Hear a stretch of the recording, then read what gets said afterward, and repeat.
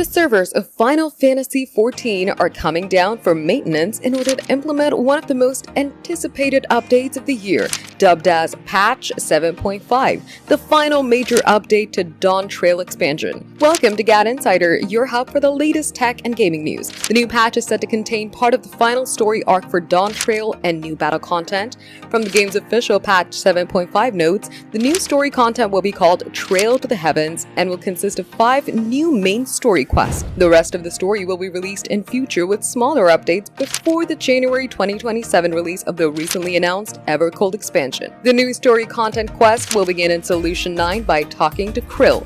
And for battle content, a new dungeon called the Clitium will be added, and it'll require an item level of 750 or above to play. A new trial will also be added called the Unmaking. Along with the extreme variant of the new trial, both the dungeon and trial will be unlocked as a part of the new story content. A new Unreal trial, Shinryu's Domain, will also be available for play. Meanwhile, the final part to the Alliance raid series called Windurst, the Third Walk, will be added and will require an item level of 755 to enter. The Chaotic Alliance raid will also now allow unrestricted parties to come together to complete it. The new PvP series will begin too and will feature a variety of rewards. New hairstyles will be added for Vera and Hrothgar players. Additionally, many new pieces of headgear will become variable for Vera and Hrothgar. There are also new updates to the Gold Saucer, graphical updates, new housing items, new Chronicles of a New Era quests, and a lot more. For more updates, subscribe to GadInsider, like and share the video, and don't forget to press the bell icon so you never miss any update.